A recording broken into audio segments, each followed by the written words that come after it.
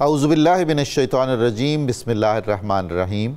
92 news channel کے مشہور programme صبح نور میں آپ کا میزبان غلام معین الدین نظامی آپ اور آپ کے اہل خاندان کی خدمت میں دلی سلام پیش کرتا ہے اور ڈھیروں دعائیں۔ حضرت ابو انیس محمد برکت علی رحمہ اللہ تعالیٰ کی تالیف اسماء النبی الکریم سے رسول اللہ صلی اللہ علیہ وآلہ وسلم کا ایک اسم مبارک پڑھنے کی سعادت حاصل کرتے ہیں۔ سیدنا قائد العارفین صلی اللہ علیہ وآلہ وسلم، ہمارے سردار عارفوں کے پیشوا، درود و سلام بھیجے اللہ تعالیٰ آپ صلی اللہ علیہ وآلہ وسلم اور آپ کی آل پاک پر اور صحابہ کرام رضوان اللہ تعالیٰ علیہم اجمعین پر۔ حضرت سیدنا عبداللہ بن مسعود اللہ تعالیٰ عنہ سے روایت ہے کہ حضور نبی کریم صلی اللہ علیہ وآلہ وسلم نے ارشاد فرمایا، ہمیشہ 40 آدمی میری امت میں سے قلب ابراہیم علیہ السلام پر ہوں گے، ان کو ابدال کہا جاتا ہے۔ اللہ تعالیٰ ان کی برکت سے زمین والوں کو مصیبتوں، پریشانیوں اور تکلیفوں سے محفوظ رکھتا ہے۔ مسلمانوں کی خیر خواہی اور سخاوت کے بدلے میں اللہ تعالیٰ ان مقربین کو خاص فضیلت و شرف سے نوازتا ہے۔ یہ حدیث حلیۃ الاولیاء میں بیان کی گئی ہے۔ خواتین و حضرات، ہمارا آج کا موضوع بہت اہم بھی ہے، دلچسپ بھی، اور کسی حد تک بہت ذمہ دارانہ اور حساس بھی۔ رجال الغیب اور مقامات تصوف۔ رجال الغیب سے مراد ایسے افراد ہیں امت محمدیہ صلی اللہ علیہ وآلہ وسلم کے، جو بظاہر ہمیں نظر نہیں آتے یا ہم ان کو پہچان نہیں پاتے، لیکن ان کی کچھ روحانی امور میں، دنیا کے تکوینی امور میں ان کی کچھ ذمہ داریاں ہیں، تفویض کی گئی ہیں ان کو، اور وہ اپنی ڈیوٹیاں سر انجام دیتے رہتے ہیں۔ ہم نے عام طور پر نام سنا ہے غوث، قطب، ابطال، اوتاد وغیرہ، یہ سارے اسی قبیل سے تعلق رکھتے ہیں۔ اس میں آپ یہ دیکھ لیجئے کہ قرآن کریم میں ہمیں ایک واقعہ ملتا ہے حضرت موسیٰ علیہ السلام اور حضرت خضر کا۔ تو حضرت خضر کا جو کردار اس میں نظر آتا ہے وہ بالکل ایسے کچھ خدمات انجام دینے والا اور تکوینی امور کو آگے بڑھانے والا ہے اللہ کی طرف سے اور اللہ کی دی ہوئی طاقت سے اور اللہ کے دیے ہوئے حکم کے مطابق۔ اسی طرح حضرت سلیمان علیہ السلام کے دربار میں بھی ہم دیکھتے ہیں کہ ایک شخص ہیں جنہیں اللہ تعالیٰ نے کتاب کا علم عطا کر رکھا ہے، وہ تخت بلقیس کو ایسے پلک جھپکتے میں لے آتے ہیں۔ ملائکہ مقربین کا ہم ایمان لانا واجب ہے۔ اللہ تعالیٰ ہم پر فرض ہے کہ ہم فرشتوں کا وجود بھی تسلیم کریں اور یہ بھی تسلیم کریں کہ اللہ تعالیٰ نے ان فرشتوں کی کچھ ذمہ داریاں طے کر رکھی ہیں جو وہ احسن طریقے سے انجام دیتے ہیں۔ اب سوال یہ پیدا ہوتا ہے کہ اگر فرشتوں کو اللہ تعالیٰ ذمہ داریاں دے سکتا ہے تو اشرف المخلوقات کو کیوں نہیں دے سکتا؟ اور فرشتوں کو یا جنوں کو یا انسانوں کو اللہ تعالیٰ اگر روحانی امور کی ذمہ داریاں دیتا ہے تو اس کا یہ مطلب نہیں ہے کہ معاذ اللہ خود وہ اب مجبور ہے اور بے بس ہے۔ وہ کسی عاجزی کی وجہ سے ایسا نہیں کرتا، بلکہ یہ عالم اسباب ہے اور اس کی حکمت اور اس کی مصلحت کا یہ تقاضا ہے کہ وہ اپنے کارندوں کے ذریعے اپنے معاملات کو آگے بڑھائے۔ ایک اور بات ہمیں ذہن میں رکھنی چاہیے، شر کی قوتیں ہم تسلیم کرتے ہیں کہ وہ ہمیشہ سرگرم عمل ہے، نظر آنے والی اور نہ نظر آنے والی۔ تو خیر کی قوتوں کے بارے میں ہم کیوں متردد ہو جاتے ہیں، ہمیں شک پڑ جاتا ہے، ہم تذبذب میں مبتلا ہو جاتے ہیں کہ ان میں اب منقطع ہو گئی ہیں، ختم ہو گئی ہیں۔ خناس، قرآن کریم نے کہا ہے کہ خناس جنوں میں بھی ہیں اور خناس انسانوں میں بھی ہیں۔ خناس ہمارے معاشرے میں ہمارے درمیان موجود ہیں، کیا ہم انہیں پہچان لیتے ہیں؟ ان کی کچھ علامات ہیں جو ان کے کردار، ان کے اخلاق، ان کے عمل سے ظاہر اور ثابت ہوتی ہیں، تو ان سے ہمیں بچنے کی تلقین کی گئی ہے۔ عدل الہی کے خلاف ہے کہ اگر شر کی قوتوں کو ایک کھلا میدان دیا گیا ہے تو اس کے مد مقابل خیر کی قوتوں کو میدان عمل میں نہ لایا جائے، چنانچہ خیر کی قوتیں بھی موجود ہیں۔ اور پھر ایک سب سے بڑا جو اعتراض کیا جاتا ہے، میری سمجھ سے باہر ہے کہ ایسی بات کیوں کی جاتی ہے، کہ جناب اگر یہ رجال الغیب کوئی ہوتے تو پھر دنیا کے یہ حالات ہوتے۔ بھئی خدا کے بندو، ہم خدا کے وجود کے قائل ہیں، خدا کے ہوتے ہوئے اس کی مرضی سے کائنات میں یہ سارا کچھ ہو رہا ہے، خدا نے فرشتوں کی ذمہ داریاں لگائی ہوئی ہیں، فرشتوں کے ہوتے ہوئے یہ سارا کچھ ہو رہا ہے، تو یہ اس کی اپنی مشیت ہے، اس کا اپنا ایک ڈیزائن ہے۔ تو ہمیں ان معاملات کو بہت ہی محبت سے، احترام سے اور اعتدال اور توازن سے سوچنا چاہیے۔ آج ہم اکٹھے ہوئے ہیں اسی موضوع پر بات چیت کرنے کے لیے کہ رجال الغیب کا تصور کیا ہے، اس کی حیثیت کیا ہے، ان کے مختلف نام کیا ہیں، ان کی کوئی شناخت ہے، کس نوعیت کی ان کی ذمہ داریاں ہیں، اور تصوف کی تاریخ میں کن اکابر امت نے پیرالل ایک متوازی نظام روحانی کی طرف اشارے کیے ہیں جو بہت منظم ہے۔ اور رجال سے یہ بھی نہ سمجھ لیا جائے کہ اس سے مراد صرف مرد ہی ہیں، اللہ تعالیٰ اپنی بہت ہی مقرب روحانی خواتین کو بھی کچھ روحانی ذمہ داریاں عطا فرما سکتے ہیں۔ ان تمام موضوعات پر بات چیت کرنے کے لیے آج میرے ساتھ تشریف فرما ہے آپ کے جانے پہچانے اسکالر محترم ڈاکٹر شبیر احمد جامی صاحب، جناب محترم ڈاکٹر طاہر حمید تنولی صاحب اور جناب محمد زبیر صاحب۔ میں آپ کو بہت خوش آمدید کہتا ہوں، اور سب سے پہلے یہ پوچھنا چاہتا ہوں کہ آپ میں سے کون کون رجال الغیب میں سے ہے؟ محترم جامی صاحب، رجال الغیب ایک اصطلاح ہے، مردان غیب جن کی ڈیوٹیاں ہیں، اور بہت سارے لوگ تو اس پر ہنستے ہیں ایسا سن کے، اور بہت سارے اس پر بہت ہی زیادہ یعنی ایمان کی حد تک اعتقاد رکھتے ہیں، اور ان کے کئی نام ہیں، کئی لقب ہیں۔ تو اس پر آپ جامع انداز میں باختصار کچھ ارشاد فرمائیں گے؟ بسم اللہ الرحمن الرحیم۔ بہت خوبصورت آپ نے تمہیدی گفتگو فرمائی۔ اللہ تعالیٰ کا ایک نظام قدرت ہے جس کے مطابق اس نے چیزوں کو قیامت تک سیٹ کر دیا ہے۔ تو اس نظام قدرت میں سے ایک رنگ یہ بھی ہے کہ ظاہر اور باطن کے امور میں بڑا توازن ہر زمانے میں رہتا ہے۔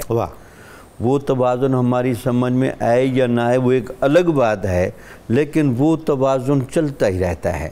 جس طرح انسان کا ایک ظاہری وجود ہے اور انسان کا ایک باطنی وجود ہے، جی ہمارے دل و دماغ و روح کی جو صلاحیتیں ہیں یہ ایک باطنی امور ہیں، اور ایک ہمارا ظاہری جسم جس کو ہر بندہ دیکھ سکتا ہے، لیکن باطن کی صلاحیتیں نظر نہیں آتی۔ جی ہاں۔ تو اللہ تعالیٰ قرآن مجید میں ارشاد فرماتا ہے وَاللَّهُ يَجْتَبِي إِلَيْهِ مَنْ يَشَاءُ سبحان اللہ وَيَهْدِي إِلَيْهِ مَنْ يُنِيبُ۔ اللہ تعالیٰ جس کو چاہتا ہے چن لیتا ہے، اور جس کو چاہتا ہے ہدایت کے مقام پر فیض کرنے کے لیے انابت کے رستے پر لگاتا ہے۔ سبحان اللہ۔ انابت کے رستے پر جانے والا بندہ اور ہدایت پر فیض ہونے والا بندہ نظر آ جاتا ہے، سبحان اللہ۔ وہ چنیدگی والا جو سسٹم ہے وہ نظر نہیں آتا۔ بالکل صحیح ہے۔ کوئی یہ کہے جی یہاں چنیدگی سے مراد صرف انبیاء کرام علیہ السلام کی ذوات ہیں، اگر ایسا ہوتا تو قرآن کی یہ آیت اس طرح نہ ہوتی۔ بالکل ٹھیک۔ یہاں دونوں چیزوں کو پیرالل بیان کیا گیا ہے، ایسا ہی ہے کہ ایک راہ انابت پر جا رہے ہیں۔ ڈاکٹر صاحب یہ انابت سے مراد توبہ طائب توبہ یعنی توبہ کی گہری کیفیت کو آپ انابت کہہ سکتے ہیں، یعنی وہ توبہ طائب ہونے والا بندہ وہ آپ کو نظر آئے گا، سبحان اللہ۔ وہ مجاہدے والا بندہ آپ کو نظر آئے گا، وہب و عطا کا سسٹم آپ کو نظر نہیں آتا۔ کیا بات ہے۔ تو لگتا یہ ہے کہ اس آیت میں بھی بڑا ایک اندازے سے ایسے لوگوں کو چھپا کر بیان کیا گیا ہے۔ پھر جیسے آپ نے بتایا کہ یہ جو رجل کا لفظ ہے نا، رجال کا لفظ یا انسان کا جو مقام و مرتبہ ہے نا، اگر ہم اس کو بھی سمجھ لیں تو لگتا یہ کہ ان صلاحیتوں کے حاملین لوگوں کا کسی نہ کسی صورت میں موجود ہونا ضروری ہے۔ یعنی وہ کون سے لوگ ہیں جن کو اللہ تعالیٰ نے فرمایا کہ وَسَخَّرَ لَكُم مَا فِي السَّمَاوَاتِ وَمَا فِي الْأَرْضِ، کمال ہے۔ زمین و آسمان کی تسخیر کی طاقت ہے انسان نے تم کو دے کر بھیجی ہے۔ سبحان اللہ۔ تو یہ تسخیر کرنے والا بندہ ہر زمانے میں ہوگا، لیکن وہ چونکہ اذن الہی کا پابند ہے، بے شک، تو جب تسخیر کی اجازت ہوگی تو تسخیر کر دے گا۔ خواجہ معین الدین چشتی اجمیری جب ہندوستان میں آئے تو مسلمان کرنے کے لیے ہندوؤں کو تسخیر کی اجازت دی گئی، تو انہوں نے لاکھوں لوگوں کو مسلمان کر دیا۔ سبحان اللہ۔ تو اس کا مطلب یہ ہے کہ نظام ایک چل رہا ہے، لیکن چونکہ اس نظام کے پیچھے اذن الہی بھی ضروری ہوتا ہے، بے شک، تو لہٰذا ہم چونکہ اذن الہی کے تحت یہ لوگ چلتے ہیں، تو جب ان کو کہہ دیا جاتا ہے وہ نمودار ہو جاتے ہیں، جب کہا جاتا ہے تو یہ پردہ اخفاء میں رکھتے ہیں، حکم کے بندے ہیں، حکم کے بندے ہیں۔ اسی طرح احسن تقویم جو انسان کو کہا گیا، پھر ہمارے علماء نے اور صوفیہ نے انسان کامل کی اصطلاح استعمال کیا بات ہے جناب، سبحان اللہ۔ ذرا اس گہرائی کو تو چیک کریں کہ انسان کا وہ کون سا میکانزم تھا جس میکانزم کے سامنے فرشتوں سے سجدہ تعظیمی کرایا گیا، اب اس میکانزم کا ظاہری جسم میں تو کوئی نظر نہیں آتا۔ بالکل۔ تو اس کا مطلب یہ ہے کہ یہ صلاحیتیں بصورت قلب، بصورت ارواح موجود ہیں، تو یہ قلب و ارواح ہر بندے کا مراد نہیں ہے، صحیح ہے، یہ مخصوص لوگ مراد ہوتے ہیں جو ہر زمانے میں رہتے ہیں۔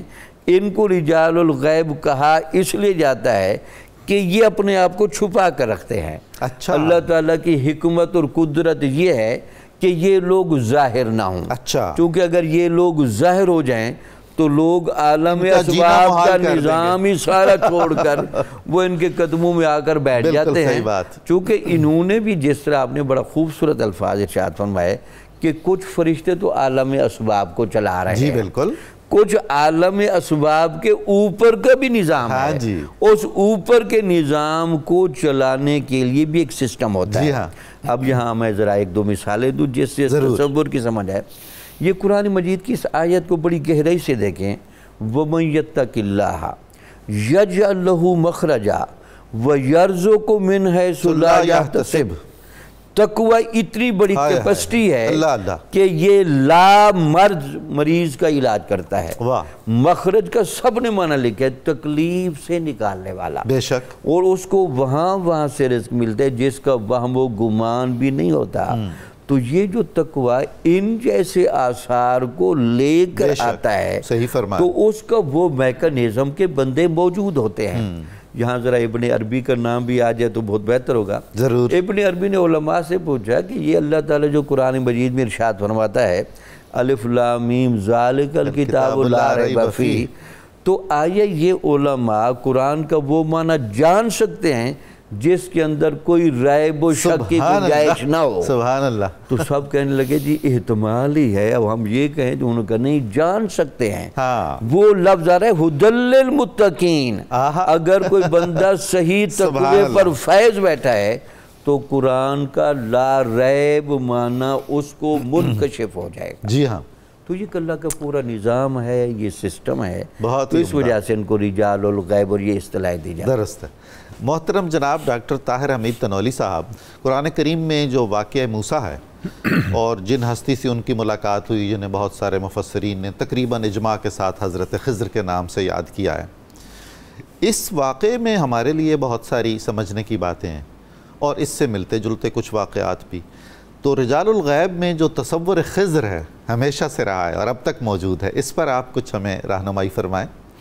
بسم اللہ الرحمن الرحیم۔ ڈاکٹر صاحب بہت شکریہ، بہت ہی یونیک موضوع ہے آج کا، اور اکثر اوقات ایسے موضوعات کو ڈسکس کم ہی کیا جاتا ہے۔ تو بہت پیاری گفتگو آپ نے کی اور ڈاکٹر صاحب نے بھی کی، اور ابتدائی باتیں کچھ ہو گئیں۔ میں رجال الغیب کے حوالے سے ایک دو باتیں کر کے خضر علیہ السلام پہ آنا چاہوں گا۔ ڈاکٹر صاحب دیکھیں، اسلام دین کامل ہے جی، انسانی شخصیت کے ارتقاء کی جتنی جہتیں ہو سکتی ہیں اگر اسلام ان کو ایڈریس نہیں کرتا تو پھر اسلام خدا نخواستہ ناقص تھی۔ بے شک۔ رجال الغیب کیا ہے؟ رجال الغیب ایک فرد کے ارتقاء کی منزلیں ہیں۔ درست ہے۔ یہ حیران کن بات ہے، ہم نیٹشے اگر سپرمین کی بات کریں اسے نصاب کا حصہ بنا دیتے ہیں۔ واہ، بہت اچھا۔ جو دیوانہ تھا، جس کی زندگی کے 8 سال پاگل خانے میں، بالکل عملاً، اور وہ ایک ایسا تصور ہے جو کبھی حقیقت نہیں بن سکتا جی۔ اور اگر رجال الغیب کی بات ہو تو سارے رجال الغیب اس پہ حملہ ہو جاتے ہیں۔ بہت ہی عمدہ، کیا کہیں، یہ عجیب صورتحال ہے۔ کیا کہیں ڈاکٹر صاحب، رجال الغیب وہ ہیں جنہوں نے اللہ کے لیے اپنے نفس کو قربان کر دیا۔ سبحان اللہ۔ اور نیٹشے کا سپرمین وہ ہے جو صرف اپنے نفس کا پرست جی، ایسا ہی ہے۔ اتنا بڑا واضح فرق ہے، اس کو آپ نے نصاب کا حصہ بنایا ہوا ہے جس نے حقیقت میں کبھی ڈل نہیں، اور اس سے بے دکتے ہیں، اس سے بے دکتے ہیں۔ وجاء من اقصى المدینۃ رجل یسعی، قرآن مجید ہے جب انبیاء کے ساتھ لوگ جھگڑے تو دور کی دنیا سے ایک شخص دوڑتا ہوا ہے، یہ رجال الغیب۔ اللہ اکبر۔ تو لہٰذا ہمیں اس کو اس اینگل سے دیکھنا چاہیے۔ مجھے آج تک سمجھ نہیں آئی کوئی اعتقادی جہت ہے جی، کوئی نفسی جہت ہے، کوئی ہسٹوریکل ڈائمنشن ہے جس کی وجہ سے رجال الغیب پہ اعتراض کیا جائے۔ کس وجہ سے ہم اعتراض کرتے ہیں؟ بالکل صحیح۔ خضر علیہ السلام پہ ڈاکٹر صاحب جب آتے ہیں، آپ نے بہت ترتیب کے ساتھ ایک ارشاد فرمایا سوال۔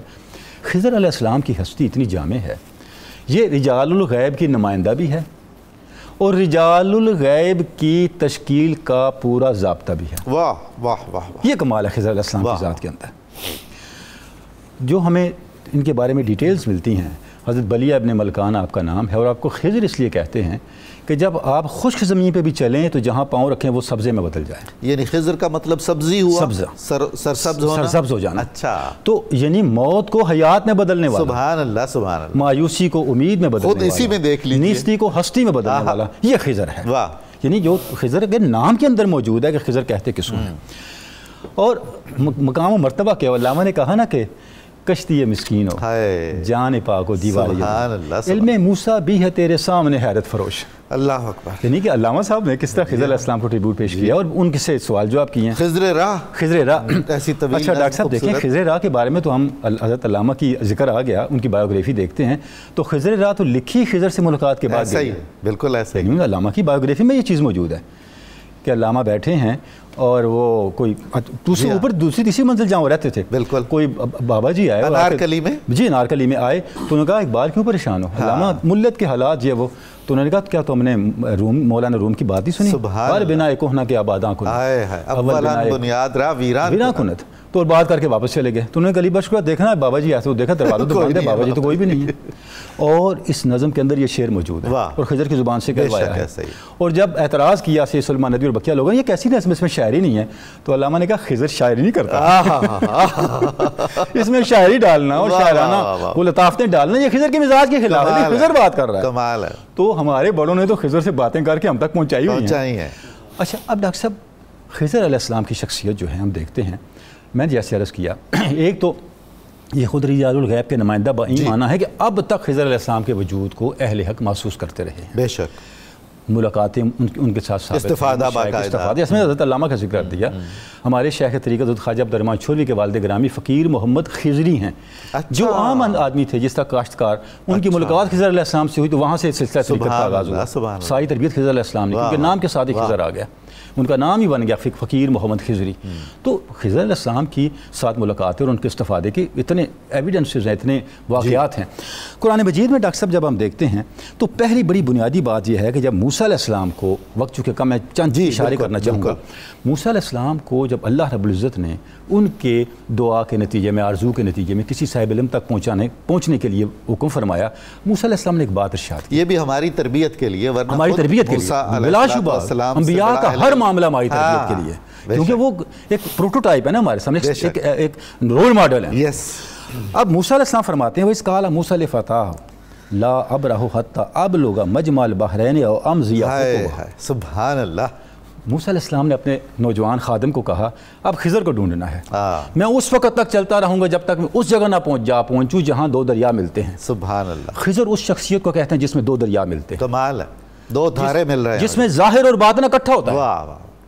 جس شخصیت میں ظاہر و باطن اکٹھا ہو اس کا مقام کیا ہے؟ فَوَجَدَ عَبْدًا مِنْ عِبَادِنَا آتَيْنَاهُ رَحْمَةً مِنْ عِنْدِنَا وَعَلَّمْنَاهُ مِنْ لَدُنَّا عِلْمًا. پھر وہ اس شخصیت کے پاس جا پہنچے جن کو ہم نے رحمت سے نوازا اور اپنے علم سے نوازا. اس کے بعد جو واقعات پیش آئے ڈاکٹر صاحب، یعنی کس طرح کشتی کا واقعہ پیش آیا، کس طرح آگے نفس ذکیہ، یعنی ظاہراً یہ ہمیں سمجھ نہیں آتی پیش آیا، اور کس طرح دیوار بنانے کا واقعہ پیش آیا. اب دیکھیں یہ سارے کام ہو گئے. اس میں صرف دو باتیں میں عرض کروں گا. کشتی کا معاملہ زمانہ حال سے متعلق تھا، صحیح. بچے کا معاملہ مستقبل سے متعلق تھا، اور دیوار کا معاملہ ماضی سے متعلق تھا. رجال الغیب ہیں جن کے سامنے سارا زمانہ آت کے تھے. کمال ہے، کمال ہے. اور سارے کام کرنے کے بعد جو انہوں نے اس کی انٹرپریٹیشن کی، اس میں ایک اصول دیا. صاحب کمال کون ہوتا ہے؟ ما فعلت عن امری، میں نے خود تھوڑے کیا، وہ امر الہی کے تحت ہوتا ہے. سبحان اللہ. جو میں نے کیا امر الہی کے تحت کیا ہے. تو امر الہی کی حقیقت کا عارف، بالکل، اور اس کے مطابق فنکشن کرنے والا، اپنی ذات سے گزر جانے والا اور انسانین کے لیے سراپا فیض بن جانے والا، یہ ہوتے ہیں من جملہ رجال الغیب. تو نوری صاحب آپ کی بات سے ایک بہت بڑا مسئلہ حل ہوا اور بہت وضاحت ہو گئی کہ رجال الغیب کو جو بھی طاقتیں ملتی ہیں، جو بھی خدمتیں ملتی ہیں، اس میں ان کا اپنا کوئی کمال نہیں ہے، یہ من عند اللہ، اللہ کی طرف سے ہے.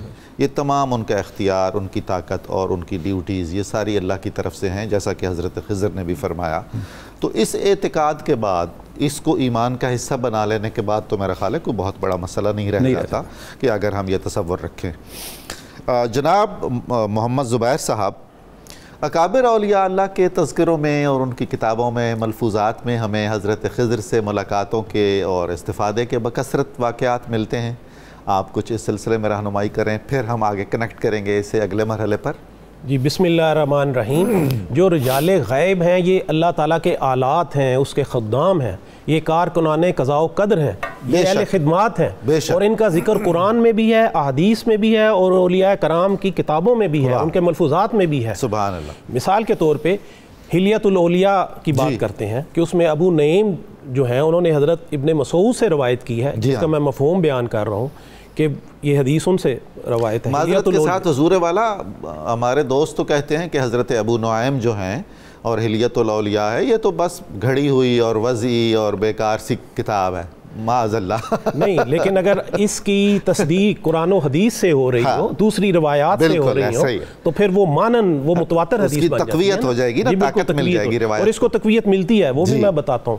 وہ فرمایا کہ اللہ تعالیٰ کے کچھ ایسے برگزیدہ بندے ہیں جن کی برکت سے آسمان سے بارشیں برستی ہیں، زمین فصلیں اگلتی ہے، نباتات اگلتی ہے، لوگوں پہ ان کی بدولت رحمت ہوتی ہے. اور یہ 360 لوگ ہیں، اور ان میں سے کچھ کے قلوب آدم علیہ السلام کے قلب کے مطابق ہے، اور کچھ کے قلوب حضرت موسیٰ علیہ السلام کے مطابق ہے، اور کچھ کے قلوب حضرت ابراہیم علیہ السلام پہ ہیں، اور کچھ کے قلوب ملائکہ مقربین پہ ہیں. پھر اسی طرح حضرت انس سے روایت ہے، یہ کرامت الاولیاء میں ہے، انہوں نے بھی فرمایا کہ یہ دنیا، یہ روئے زمین 40 جو ابدال ہیں ان سے خالی نہیں ہوگی.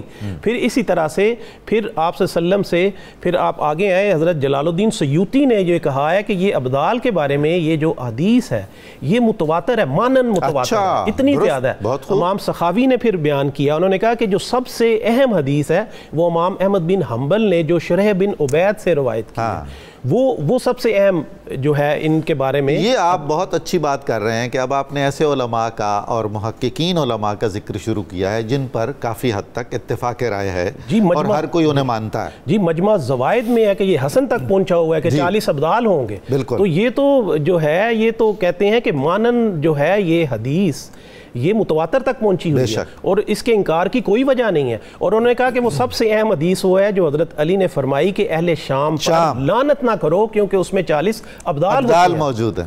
تو اسی طرح سے ہمارے جو دوسرے علماء کرام ہیں، امام زرقانی ہیں، امام شیرانی ہیں، ان سب نے جو ہے رجال غیب کا ذکر کیا ہے. متاخرین میں جی متاخرین میں بھی ذکر ہے. آپ حضرت داتا صاحب سے آج حضرت داتا صاحب نے فرمایا ہے کہ انہوں نے تو کہا کہ ان کی تعداد 4000 سال ہوتی ہے، 4000 ہوتی ہے، اور ان میں سے جو ارباب اہل حل و عقد ہیں وہ 300 ہوتے ہیں. آپ نے یہ فرمایا ہے. پھر اسی طرح سے آگے آپ آ جائیں، حضرت امام غزالی نے احیاء علوم میں ان کے بارے میں فرمایا اور انہوں نے کہا کہ علماء جو علماء سو ہیں وہ ان کو پہچان نہیں سکتے کیونکہ وہ کہتے ہیں علماء جو سو ہیں وہ ہمارے نزدیک جاہل ہیں لیکن عام لوگوں کے نزدیک وہ علماء ہوتے ہیں. ہماری ایک بد نصیبی یہ بھی ہے کہ جو چیز ہمارے علم میں نہیں ہوتی یا ہم اس کو پہچان اور سمجھ نہیں سکتے، ہمیں سہولت لگتی ہے اس کا انکار کر دینے سے. جی بالکل انکار. پھر آگے رسالہ کشیریہ آ جاتا ہے. پھر حضرت شہاب الدین سہروردی رحمۃ اللہ علیہ نے ان کا ذکر کیا ہے، بلکہ ان کے ایک مرید کا واقعہ ہے حضرت امام ابو عمر کہ انہوں نے کسی امرت کو دیکھا نظر شہوت سے تو انہیں پورا قرآن یاد تھا، سارا بھول گیا، بڑے پریشان ہوئے. تو حضرت امام حسن بصری نے انہیں کہا کہ میں تمہیں ایک شخص کے پاس، ایک رجال غیب میں سے اس کے پاس بھیجتا ہوں کہ اب حج کا موقع ہے، مکہ میں چلا جا، حج ادا کر، مسجد خیف میں چلے جانا، محراب کے اندر ایک بزرگ شخص بیٹھے ہوں گے، ان سے دعا کرانا. وہ کہتا ہے کہ میں گیا، حج ادا کیا، مسجد خیف میں گیا، دیکھا کہ اس جو بزرگ تھے لوگ آ رہے تھے، ان سے استفادہ کر رہے تھے، ان سے فیض حاصل کر رہے تھے. جب سب چلے گئے تو میں ان کے پاس گیا اور میں بڑا شرمندہ تھا. میں نے انہیں اصل واقعہ بیان کیا. کہتے ہیں جب میں نے انہیں واقعہ بیان کیا تو انہوں نے کنکھیوں سے آسمان کی طرف دیکھا اور اللہ سے دعا کی اور پھر کہتے ہیں کہ انہوں نے اپنا چہرہ مبارک نیچے کیا. ابھی پوری طرح سے نیچے نہیں ہوا تھا تو پورا قرآن مجھے جو بھول گیا تھا یاد وہ سارے کا سارا یاد آ گیا. سبحان اللہ. تو یہ تو رجال غیب کے واقعات سے آپ دیکھیں حضرت شاہ عبدالعزیز نے ان کا ذکر کیا. آپ آگے آتے جائے سب نے ان کا ذکر کیا. یہ غوث علی قلندر پانی پتی نے تذکرہ غوثیہ میں کمال ہے جی واقعی، سر دلبراہ میں اس کا ذکر ہے. تو آج تک جتنی کتب، جتنے ہمارے اولیاء ہیں، جتنے علماء ہیں، اس پہ آلموسٹ کنسنسس ہے. اچھا چشتیوں کے لیے تو حجت ہے ایک طرح سے. فوائد خواجہ نظام الدین اولیاء نے رجال الغیب کا اتنا ذکر فرمایا ہے. جی بالکل اس کا ذکر. قادریوں کے ہاں اتنا ذکر ملتا ہے. بالکل سیدنا شیخ. اچھا آپ فرما رہے تھے کہ یہ فلاں کے قلب پر ہونا، تھوڑی سی اگر آپ اس کی وضاحت فرما دیجئے کہ قلب آدم پر ہونے سے کیا مراد ہے، کہ اس میں ان کے فیضان ہوگا اور ان کی کچھ خصوصیات ہوں گی اور وہ شخص ان کے نقش قدم پر چلتا ہوگا، جی یہ مراد ہے؟ جی قلب کا مطلب یہی ہے کہ یہ اصل میں قلب سے مراد یہ ہمارا یہ والا گوشت پوست والا جسم نہیں ہے، یہ لحم نہیں ہے، بلکہ اس سے مراد لطیفہ قلب ہے۔ تو وہ جو لطیفہ قلب کی حالت ہوتی ہے ہر ولی کی ایک نبی سے مشابہ ہوتی ہے، وہ اس نبی سے فیضان، اس کے زیر سایہ ہوتی ہے، اس کے زیر سایہ، اس سے استفادہ کر رہا ہوتا ہے وہ نبی۔ تو ان کا لطیفہ قلب جو تھا وہ اس پیغمبر کے لطیفہ قلب کے مطابق ہے۔ یہ پیغمبروں سے بھی ہوتا ہے اور ملائکہ مقربین سے بھی ہوتا ہے؟ جی ملائکہ مقربین سے بھی ہوتا ہے۔ سبحان اللہ، یعنی جس طرح کی استعداد کی ضرورت ہوتی ہے قدرت اس طرح کی استعداد عطا کر دیتی ہے، فراہم کرتی اللہ ہی ہے، متصرف حقیقی جو ہے وہ اللہ ہی ہے۔ بہت شکریہ ناظرین کرام، بہت ہی خوبصورت اور دلچسپ گفتگو ہم سن رہے ہیں اور بہت معنی آفرین ہے۔ ہمیں ایک مختصر سا وقفہ لینا ہے درود پاک سننے کا، ہمارے ساتھ رہیے گا، دوبارہ ملاقات ہوتی ہے۔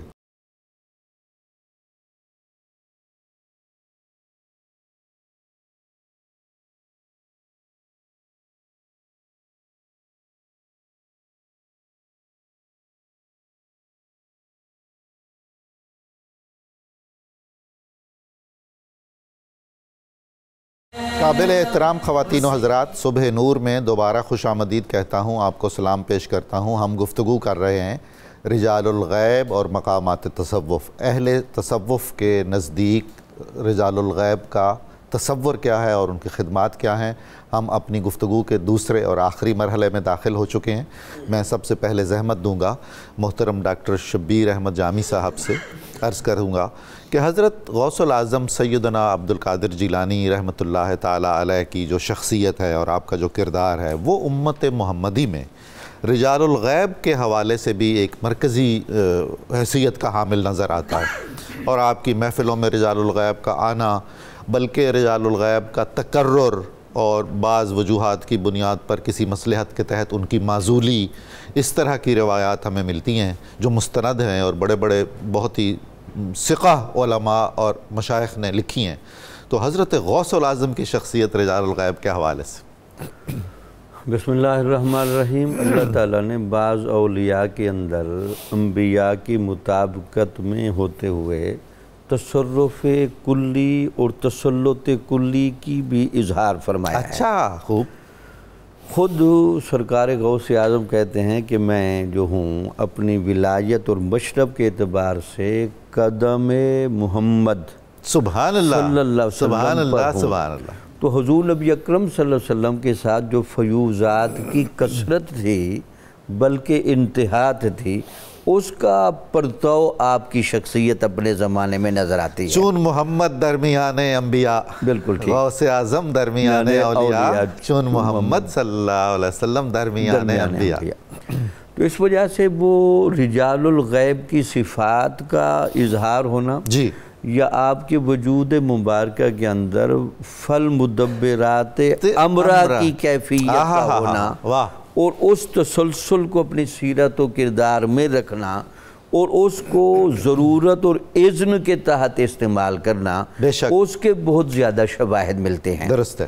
اب اس کو ذرا قرآن کی آیت اور ایک واقعے سے بھی میں بیان کروں۔ ضرور۔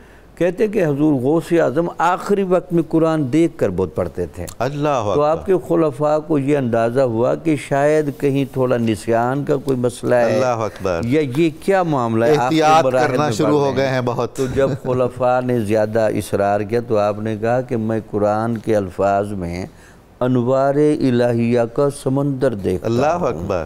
اس وجہ سے اب دیکھیں جو انوار الہیہ کو قرآن کے لفظوں میں دیکھتا ہے، حضور وہ تو نگاہ ہی کوئی اور ہے نا، اس کے رجل غیب ہونے کی کیفیت کیا ہوگی۔ تو یہی وجہ ہے کہ پھر آپ خود بھی فرماتے ہیں کہ مریدی لا تخف، لا تخف اللہ ربی۔ مطلب یہ ہے کہ اللہ تعالیٰ جو رب ہے، رب کا معنی یہ ہوتا ہے کہ پریشانیوں سے نکالنے والا، تو آپ کو جہاں بھی پریشانی ہوگی رب کی دی ہوئی قدرت کے فیض سے میں آپ کا خوف ہٹا دوں گا۔ واہ سبحان اللہ۔ عام طور پر رجال الغیب کے تصور میں یہ بات بھی شامل ہوتی ہے کہ وہ ایسے ہنگامی حالات جو عام عالم اسباب اور دستور سے ہٹ رہے ہوں، ٹھیک، وہاں جس طرح کہتے ہیں کہ جب علاج کی ہر صورت ناکارہ ہو جائے درست ہے، تو آخری چانس ہوتا ہے لیزر شعاؤں والا۔ تو یہ لگتا ہے یہ ہے کہ یہ اللہ تعالیٰ نے اس کائنات کے اندر بھی ایک مخفی نظام رکھا ہے، اور اس مخفی نظام پر اولیاء کو تسلط دیتا ہے، اختیار دیتا ہے، وہ پھر اس میکانزم کو استعمال کر رہے ہوتے ہیں۔ ٹھیک، یہی وجہ تو تھی کہ بڑے بڑے علماء جو اپنے زوم علمی میں تھے، جب ان کو حضور غوث پاک کی قرآن فہمی کی محفل میں بٹھایا گیا،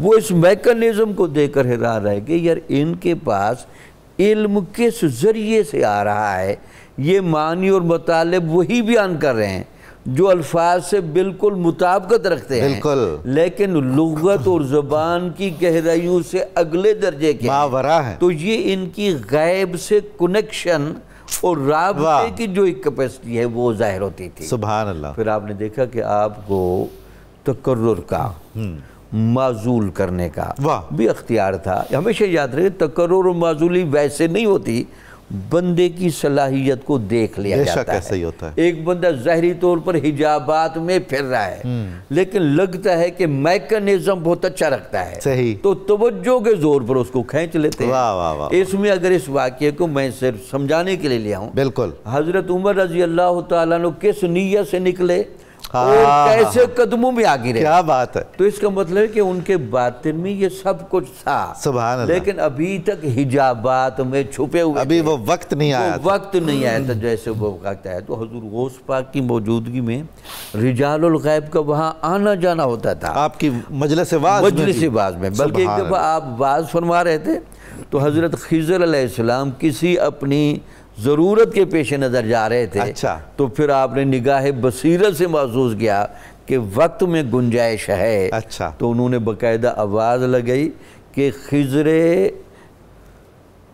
علیہ السلام کو، اے خضر علیہ السلام آپ خضر محمدی کا خطاب سنتے ہوئے تاکہ اس فیض سے آپ اندازہ لگا سکیں۔ اللہ نے آپ کو بھی بڑا فیض دے رکھا ہے، انبیاء کا اپنا اپنا میکانزم چلتا رہا ہے، لیکن یہ محمدی فیضان کا جو رنگ یہاں چل رہا ہے، تو یہاں بھی دیکھ کر جائیں دینداری، تقوی کا معیار، اللہ تعالیٰ کے نظام قدرت کے تحت بیٹھے ہوئے تصرفات، اس کو دیکھ کر جائے تو یہ آپ کی شخصیتوں میں یہ باتیں ثابت ہیں، اور آپ کے اب بھی تصرفات جو اولیاء محسوس کرتے ہیں۔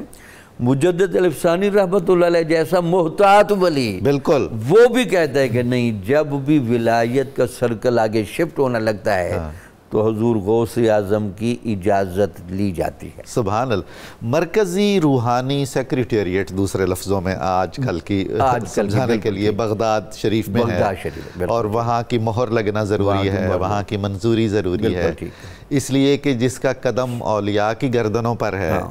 اور یہاں آخری واقعہ چونکہ پنجاب میں بیٹھے ہیں، جی، خواجہ نور محمد بہاروی رحمۃ اللہ علیہ کے حالات میں لکھا ہے جب آپ کی والدہ نے آپ کو قرآن پڑھنے کے لیے بھیجا، جی، تو آپ جس جگہ جا رہے تھے تو اس کے ساتھ وہ رکاوٹ ہو گئی، ایک بندے نے آپ کا ہاتھ پکڑ کر کسی اور جگہ جا کر بٹھایا، جس کے پاس بٹھایا وہ اس شخصیت کو دیکھ کر بہت حیرت زدہ ہو گیا اور ادب سے کھڑا ہو گیا۔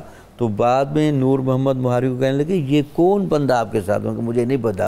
ان کا یہ خضر علیہ السلام تھے، سبحان اللہ، آپ کو میرے پاس پڑھانے کے لیے لے کر آئے۔ راہ نمائی، دستگیری، یہ بھی ان کے فرائض میں شامل ہے، اور اسی طرح جو اولیاء مستورین ہیں، چھپے ہوئے ولی ہیں، ان کی بھی ذمہ داریوں میں یہ شامل ہے۔ ابن عربی بھی اپنے ارتقائی سفر میں بیان کرتے ہیں کہ کئی مقامات۔ ابن عربی کے لیے اگر آپ اجازت دیں تو ہم زحمت دیں جناب ڈاکٹر طاہر حمید تنولی صاحب کو، کیونکہ آپ محبت ابن عربی میں اتنے محو ہو جائیں گے، آپ تو ہے ہی فنافل ابن عربی، تو اس لیے تنولی صاحب کو زحمت دیتے ہیں۔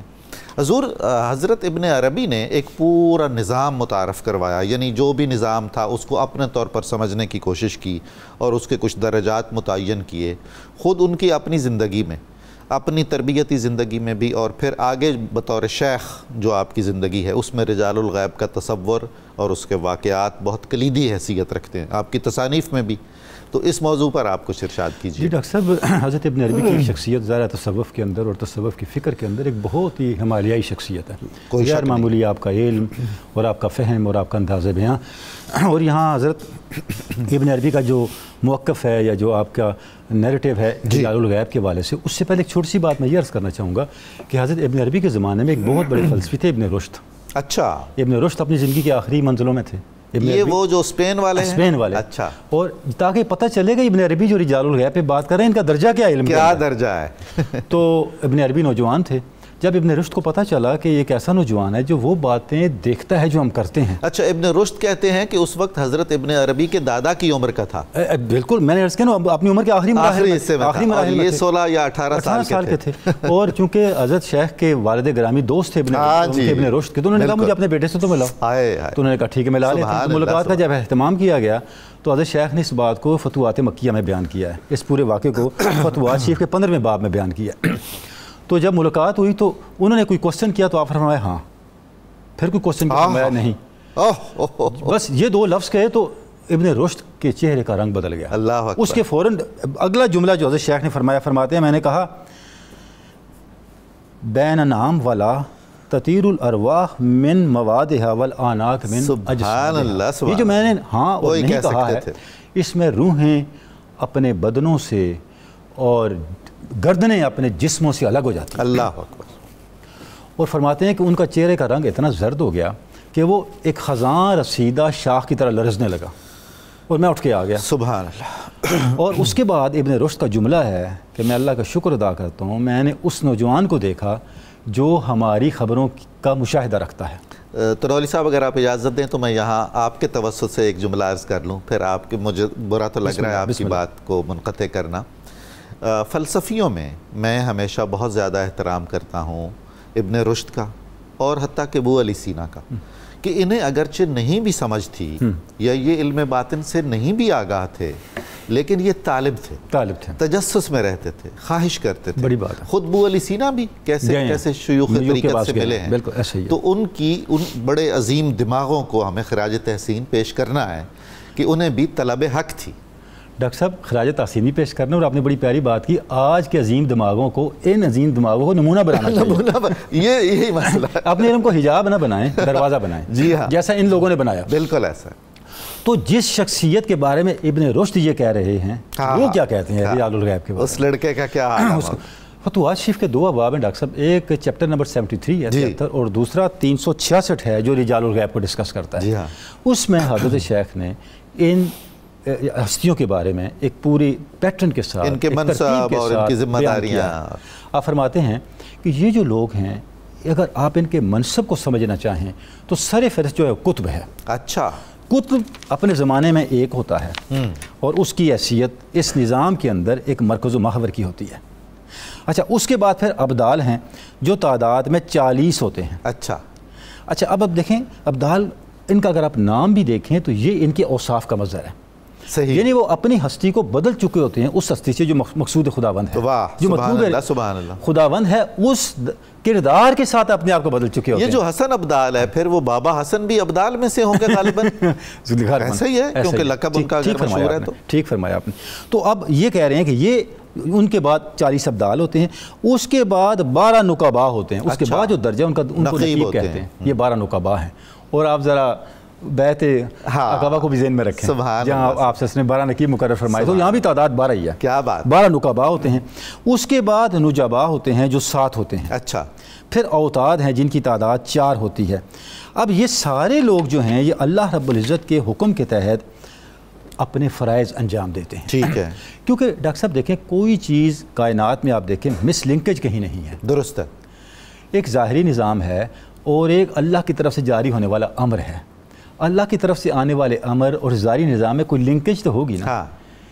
جب بنی اسرائیل کو پانی کی ضرورت پڑی تو اللہ ویسے ہی پانی پیدا فرماتا ہے. بالکل. اضرب بعصاک الحجر، پتھر پہ فنفجرت من حسنتا عشرۃ. جب پانی سامنے بہت زیادہ آ گیا، راستہ بند ہو گیا، اب کیا کریں؟ فرعون پکڑنے والے فرمائے اضرب بعصاک البحر. اسی اساس سے پتھر کو پانی کیا، اسی اساس سے پانی کو پتھر کیا. واہ. ویسے بھی ہو سکتا تھا. کمال ہے. اب یہ جو درمیان میں واسطہ رکھنا ہے, پتہ یہ چلا قانون الہی ہے. حضرت شیخ یہ جو سسٹم بیان کر رہے ہیں, یہ ترتیب بیان کر رہے ہیں, حضرت شیخ یہ فرما رہے ہیں کہ یہ جو اللہ کا تدبیر ہے, فالمدبرات امرا, مصلحت ہے, حکمت سورہ زاریات کے اندر فالمدبرات امرا, یہ جو تدبیر امور ہے اس کے اندر رجال الغیب یا یہ ہستیاں پاکیزہ یہ ایک لنکیج ہیں. ٹھیک ہے, یہ اس پوری ترتیب کو تکمیل پذیر کرتی ہیں منشاء الہی کے تحت. صحیح. اور اس کے نیچے پھر عام ہیں جن کو اخیار کہتے ہیں. اچھا. اخیار وہ لوگ ہیں جو سراپا خیر ہیں, سراپا نیکی ہیں, اور ان کی وجہ سے سوسائٹی کے اندر شر کم ہوتا ہے اور خیر پھیلتا ہے. واہ واہ. اور جیسے فتوح الغیب میں حضور صلی اللہ علیہ وسلم نے فرمایا کہ یہ وہ لوگ ہیں جن کی وجہ سے بارشیں برستی ہیں, سبحان, جن کی وجہ سے خیر ہوتی ہے, جن کی وجہ سے بیماریاں دور ہوتی ہیں, جن کی وجہ سے لوگوں کی دعائیں قبول ہوتی ہیں, اچھائی کے چراغ, اچھائی کے چراغ جلتے رہتے ہیں. تو جو شر کی اندھیریاں ہیں, چکر ہیں, جی بالکل, ان میں اہل حق کے ایمان کا نور جلتا رہتا ہے کسی سپورٹ کی وجہ سے. بالکل, وہ اخیار کی برکت ہوتی ہے. اب یہ ساری ترتیب حضرت شیخ نے بیان کر کے ان کے منصب کو, ان کی مقام پوری طرح ڈیفائن کیا. اور بڑی امپورٹنٹ بات جو ڈاکٹر صاحب ہم نے بیان کرنی ہے وہ یہ ہے, حضرت شیخ جو کچھ بیان کر رہے ہیں یہ مشاہدات پر مبنی. واہ واہ واہ. یہ صرف سنی سنائی نہیں ہے, یہ صرف فوٹو کاپی نہیں ہے. ہاں, اس کا کتاب سے لیا, اس کتاب سے لیا, کہ وہ لوگ نہیں ہیں. یہ تو معاملہ ہی سارا اوریجنل ہے. اور دیکھیں نا کشف المعجوب میں جس داتا گنج بخش نے ایک شیخ کامل کا لکھا کہ انہوں نے کتاب لکھی اور اپنے مرید کو بلایا جا کے دریا میں پھینکو. تو وہ گئے تو انہوں نے کتاب دیکھی تو عبارت سمجھ آ رہی ہے, معنی نہیں سمجھ آ رہا. انہوں نے کہا بڑی عجیب کتاب ہے, تو پھینکنے کے قابل, اس کو ذرا آرام سے پڑھوں گا, گھر رکھ کے واپس آ گئے. تو آئے جب تو آپ نے فرمایا پھینک گئے, انہوں نے کہا یہ پھینک دی. کیا ہوا تھا؟ کچھ نہیں ہوا. انہوں نے کہا تم نے نہیں پھینکی. تم نے پھینکی نہیں ہے. پھینک گئے ہو. جب جا کے دوبارہ پھینکی, جیسے ہی پھینکی تو ایک صندوق آیا, کتاب اس میں کی صندوق بند ہو گیا. اللہ اکبر. آئے تو آپ پوچھا حضرت یہ کیا تھا؟ انہوں نے فرمایا حضرت خضر نے مجھ سے یہ کتاب مانگی تھی تو میں نے ان کو بھیجی. سبحان اللہ. تو یہ وہ لوگ ہیں ڈاکٹر صاحب جنہوں نے اپنے مشاہدات کی بنیاد پر, حضرت شیخ نے بھی کتنے ہی رجال الغیب سے ملاقاتیں کی, بے شک, حرم میں کی, سفر میں کی, جہاں بھی رہے کی, اور اپنے بہت سے علمی معاملات, جی, اپنی علمی الجھنیں رجال الغیب کے ساتھ علمی مباحثوں سے حل کی, جن کی تفصیل ظاہر ہے ان کی کتابوں میں موجود ہے. اور یہاں وقت بہت عنایت آپ کی, بہت خوبصورت بات چیت آپ نے کی. محترم جناب محمد زبیر صاحب, آپ سے دو سوال ہیں. ایک تو یہ کہ تصور رجال الغیب پر بڑی کچھ محتاط اور بہت غیر محتاط دونوں طرح کی ہمیں تنقید ملتی ہے, اور میں ذاتی طور پر یہ سمجھتا ہوں کہ وہ حد اعتدال سے بڑھی ہوئی چیزیں ہیں, یعنی عادلانہ رویہ نہیں ہے. ایک تو اس پر کچھ کامنٹ آپ کے چاہیے کہ ایک بات میری سمجھ میں نہیں آ رہی ہے, میرے تجربے میں نہیں ہے, تو میں اس کو کہہ دوں, یک قلم مسترد کر دوں کہ یہ وجود ہی نہیں رکھتی, تو یہ کوئی اچھا رویہ نہیں. دوسرا مسئلہ جو آپ سے عرض کرنا ہے وہ یہ ہے کہ کیا صوفیاء کرام نے کچھ ایسے اوراد یا وظائف بھی بتائے ہیں کہ مثلا میں چاہتا ہوں کہ میری کوئی رجال الغیب سے ہو جائے ملاقات, یا کسی طرح سے مجھے علم ہو جائے, کیونکہ ان کی شناخت بھی تو نہیں ہوتی نا, یا کوئی حدیثوں میں یا بزرگوں کے اقوال میں ان سے مدد مانگنے کا, اس طرح کی مدد نہیں جیسے ہم خدا سے مانگتے ہیں, ظاہر ہے جیسے ہم عام عالم اسباب میں ایک دوسرے سے مدد مانگتے ہیں, تو کوئی اوراد و وظائف ہے, نوافل ہیں, کیا چیز ہے؟ بسم اللہ الرحمن الرحیم. وَلَقَدْ كَتَبْنَا فِي الزَّبُورِ مِن بَعْدِ الذِّكْرِ أَنَّ الْأَرْضَ يَرِثُهَا عِبَادِيَ الصَّالِحُونَ. تو یہ تو زبور میں اللہ تعالیٰ نے کہا ہے کہ میرے ذکر کے بعد, ذکر کی تعریف کے بعد عبادی الصالحون کا ذکر ہے. اِنَّ فِي هَذَا لَبَلَاغٌ لِقَوْمٍ عَابِدِينَ, کہ قوم عابدین کے لیے صلاح عام ہے کہ جو عبادت کرے گا, جو ذکر کرے گا, اللہ کے حضور جھک جائے گا, تو وہ بھی ان میں شامل ہو سکتا ہے. اب آپ نے کیونکہ یہ بھی پوچھا, میں دونوں سوالوں کو ایڈریس کروں گا کہ جب انسان اللہ کی طرف رجوع کرتا ہے, ذکر کرتا ہے, وہ جو آپ نے وظائف کی بات کی نا وہ تو شارٹ کٹ ہے, ٹھیک ہے, شارٹ کٹ کا عام طور پہ فائدہ نہیں ہوتا. میں آپ کو جو پراپر طریقہ ہے وہ جو بزرگان دین نے پورا پروسیس ضرور بتا دیجیے گا, ہم تو گیس والے لوگ ہیں. سر ایک پروسیس ہے, وہ پروسیس یہ ہے کہ جب آپ تزکیہ نفس کرتے ہیں, تصفیہ قلب کرتے ہیں, تجلیہ روح کرتے ہیں, تو آہستہ آہستہ آپ کے مکاشفات آپ کو ہونا شروع ہو جاتے ہیں. زبیر صاحب یہ تو پھر نہ ہی سمجھے نا. پھر اس کے بعد مکاشفات جب آپ کو شروع ہوں گے تو آپ کو اپنے گھر کے حالات صحیح نظر آئیں گے, پھر آپ کو اپنے محلے کے, پھر آپ کو اپنے شہر کے, پھر آپ کو اپنے ملک کے, پھر پوری دنیا کے, دل آئینہ ہو جائے. جی بالکل. کبھی ایک دن دن کے, کبھی ایک ہفتے کے, کبھی ایک مہینے کے, کبھی ایک سال کے, کبھی آپ کی پوری زندگی کا آپ کو پتہ چل جائے, ماضی حال مستقبل ایک ہو جائے. اچھا, اس میں اگر آپ نے جو ہے نا نمود و نمائش سے دور رہے, آپ نے چیزیں مخفی رکھیں, تو پھر یہ ہوگا کہ آپ کو یہ عین ممکن ہے, کیونکہ راز کا پکا ہونا بڑا ضروری ہے کہ آپ نہ چیزوں کو بالکل کنٹرول کریں, آپ کو گھر والوں کو بھی آپ کا نہ پتا ہو. تو پھر ہو سکتا ہے کہ آپ کو وہ جو متصرفین کا محکمہ ہے, یہ خفیہ محکمہ ہے نا, یہ روحانی اسٹیبلشمنٹ ہے, یہ روحانی انٹیلیجنس ہے, تو اس میں آپ کو جیسے وہ ہم کہتے ہیں نا عارضی طور پہ اس کو بھرتی بھی کر لیا جاتا ہے, کبھی کام بڑھ جاتا ہے نا رجال غیب کا, تو اس میں اس کو انڈکٹ بھی کر لیتے ہیں. ایک تو یہ طریقہ. دوسرا یہ ہے کہ یہ بڑا ضروری ہے, ہمیں سمجھ لینا چاہیے کہ الہ الامر والخلق قرآن پاک میں ہے کہ عالم خلق بھی ہے اور عالم امر بھی ہے. اور پھر اللہ تعالیٰ نے یہ فرمایا کہ وما یعلم جنود ربک الا ہو, کہ اللہ کے جنود کا اللہ کے سوا کسی کو نہیں پتا. خدا کے لشکر, اور قرآن کے اندر ہی اس کا ذکر ہے کہ ایک حزب الشیطان ہے, ایک حزب اللہ ہے, ایک جنود اللہ ہے, ایک جنود الشیطان ہے. اب حزب اللہ کو غیر اللہ نہیں کہہ سکتے. بالکل. اچھا, پھر قرآن پاک کے اندر ہے کہ بعض کے اولیاء ہیں, مومنون مومنات, بعض کے اولیاء کا مطلب ان کی مدد کرتے ہیں, مدد کرنے والے. اب مجھے یہ بتائیں, ہم یہ کہتے ہیں کہ ما تحت الاسباب آپ مدد لے لیں, ما فوق الاسباب مدد نہ لیں. آج سے 1000 سال پہلے جو ما فوق الاسباب تھا آج ما تحت الاسباب ہے. بالکل ایسا ہے. آج انسان اڑ رہے ہیں. اگر 1000 سال پہلے آپ کہتے ہیں کہ انسان اڑ سکتا ہے, آپ کہتے ہیں یہ ما فوق الاسباب ہے. بالکل ایسا. آپ مجھے یہ بتائیں کہ حضرت آصف بن برخیہ نے جو کئی 100 من کا تخت تھا اس کو لائے, یہ ما تحت الاسباب تھا یا ما فوق الاسباب تھا؟ اور ہزاروں میل کی دوری سے, جی دوری سے لائے نا, یہ ما فوق الاسباب تھا. اس کو بھی وہ ہزاروں میل کی دوری سے یا سینکڑوں میل کی دوری سے چشم زدن میں لے آئے اور اللہ کے نبی نے ان سے استفادہ کیا. بالکل. تو اس استفادہ کرنے میں تو کوئی حرج نہیں ہے. ٹھیک ہے. اس میں زبیر صاحب آپ شان دیکھیے نا اس ہستی کی جن کا نام سلیمان علیہ السلام ہے, جی, کہ جن کی محفل کا ایک آدمی ایک دکھا سکتا ہے. جی بالکل. تو وہ خود کیا کر سکتے ہوں گے؟ جی بالکل ایسے ہی.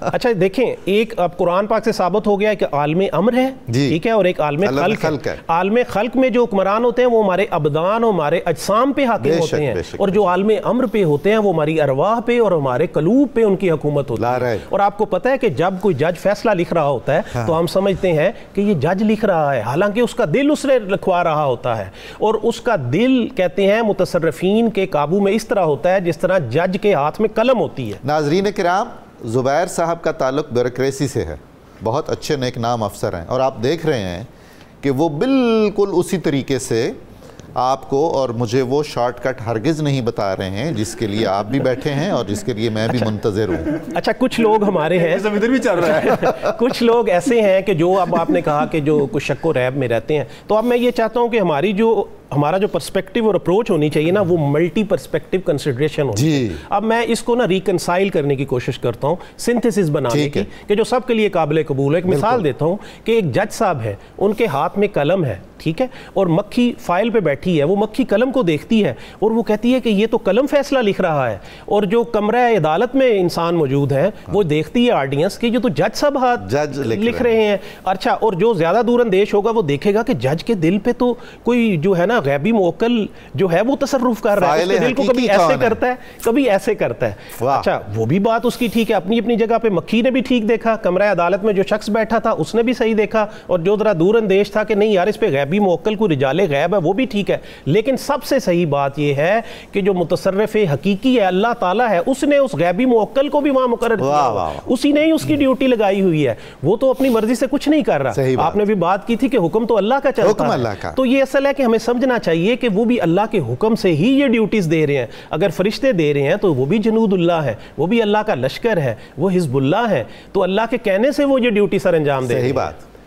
تو باقی آپ سے ہم کوئی توقع نہ رکھیں. میں آپ کو بتاتا ہوں, یہ جو ہے امام جو ہے نا حضرت طبرانی نے یہ لکھا ہے کہ جب آپ کہیں جنگل میں بیابان میں ہو, آپ کی کوئی چیز کھو جائے, پریشان ہو جائے, تو یا آپ اعینونی یا عباد اللہ کہہ سکتے ہیں, یا آپ نے کوئی کام شروع کرنا ہے, صبح اپنے وظائف پورے پڑھیں تو السلام علیکم یا رجال الغیب و یا ارواح المقدسۃ اغیثونی بقوۃ وانظرونی بنظرۃ یا نجبا ہو، یا نکبا ہو، یا ابدال ہو، یا اقتاب ہو، یہ آپ یا لکھ غوث کے ہو۔ دیجئے گا، ہم نیکسٹ کسی وقت ہم اچھا اپنی پھر سکرین یہ پہ کہ شیئر آپ کریں گے۔ آپ صلی اللہ علیہ وسلم کی امت کی خیر خواہی کی دعا مانگیں گے نا ادھر، تو اللہ مغفر لی امت محمد صلی اللہ علیہ وسلم، اللہ منصور لی امت محمد صلی اللہ علیہ وسلم، اللہ مرحم امت محمد صلی اللہ علیہ سبحان وسلم، یہ اللہ، پورے جو ہے نا یہ سمجھ لیں اس کہ کی برکات ہیں، جی اس کی برکات، اس سے کہتے ہیں کہ وہ بہت خوش ہوتے ہیں، کیونکہ آپ صلی اللہ علیہ وسلم کی امت کی خیر خواہی جب کرتے ہیں تو وہ بہت خوش ہوتے ہیں۔ لیکن اس کا شارٹ کٹ نہیں ہے، اس کی وجہ یہ ہے کہ جب عوام کلام اپنی زبان سے پڑھتی ہے تو وہ پھر اس